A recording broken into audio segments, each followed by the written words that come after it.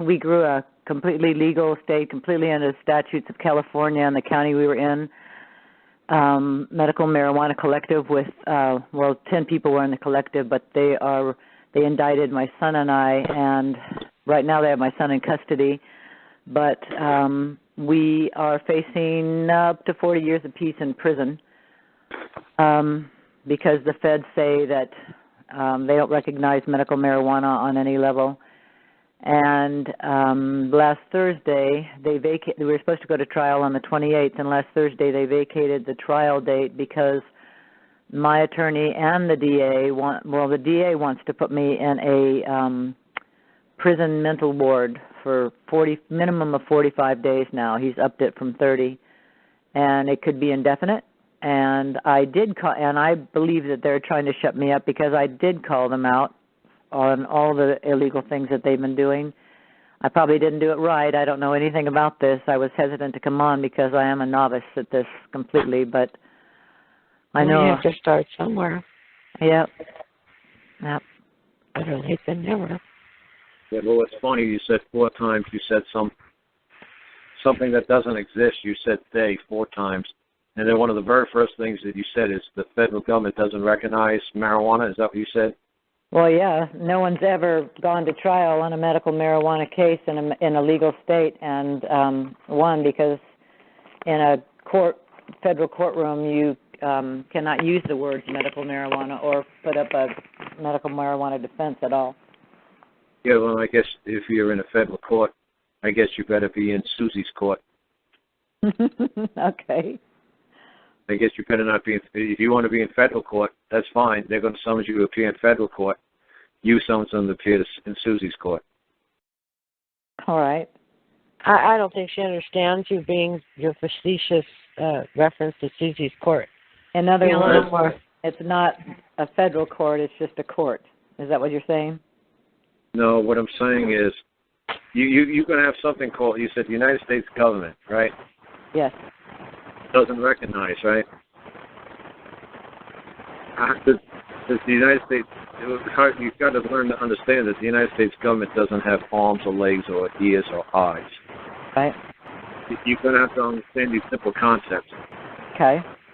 It's very simple. You know, this is why I don't understand how this is the control that a man has over you by just saying there's a United States government versus you versus, okay? Right. Why don't you just say, and when am I going to get to meet this United States government?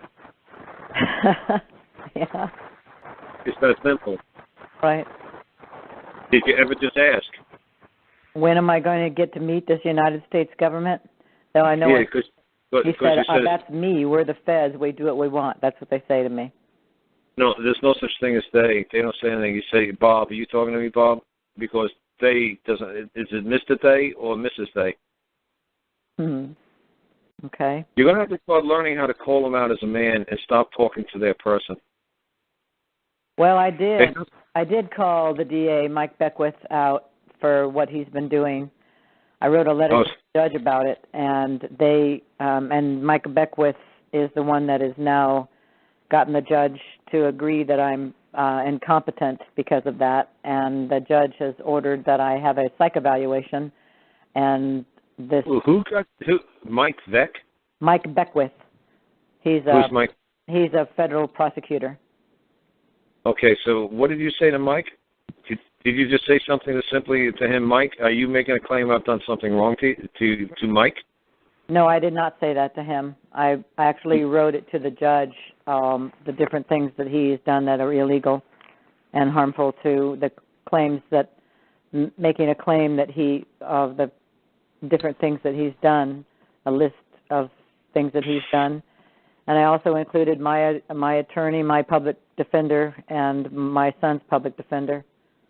Okay, is this the reason why you just ask the court a simple question in saying, who's making a claim I've done something wrong? Did you just ever write a little simple question like that? No, Who's making a claim I've done something wrong? Who believes that I've done something wrong?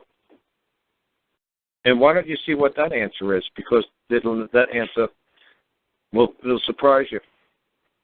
They'll say nobody's believes you've done anything wrong, ma'am. That's what they'll tell you. Well, I go to court next Thursday, so. Why don't you write them a nice little letter in between there and just say to them, really simple question. Obviously, it's kind of not it's a shame for you that you only got to me, a week before this. But is there some reason why you can't just ask them a simple question, write a simple letter, you go to court and say, who's the man or woman who believes I've done wrong? Is that going to come forth before this court and make that claim known to this court? How come you can't do something very simple like that? Well, I can. I just didn't know. I didn't know that I could. It's.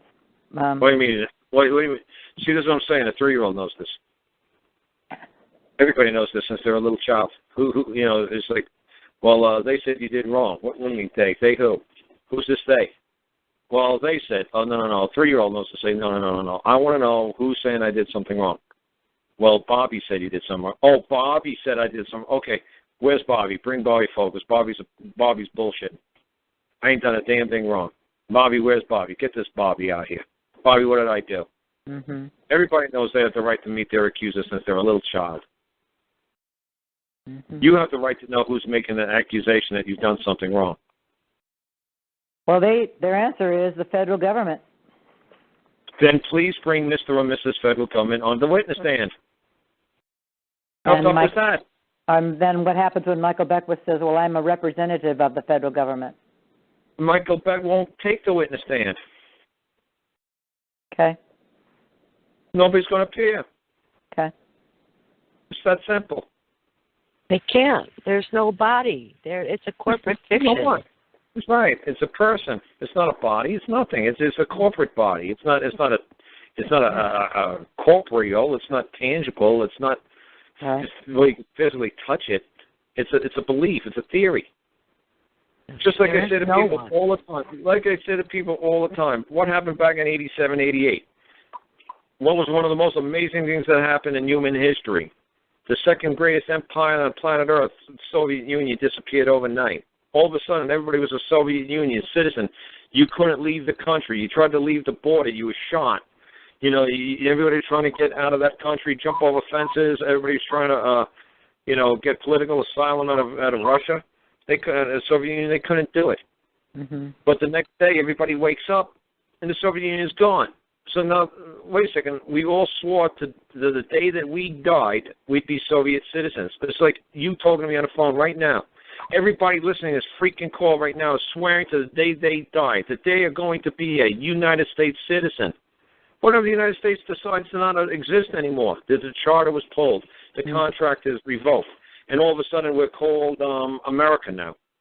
Now we're going to all be American citizens? But what happened to us as U.S. citizens? Oh, we all swore loyalty and oath and allegiance. So many people are freaking sitting in jail because the United States of America versus Bob or versus Irwin is sitting in jail now. What happened to the United States of America? They never really truly existed other than paper.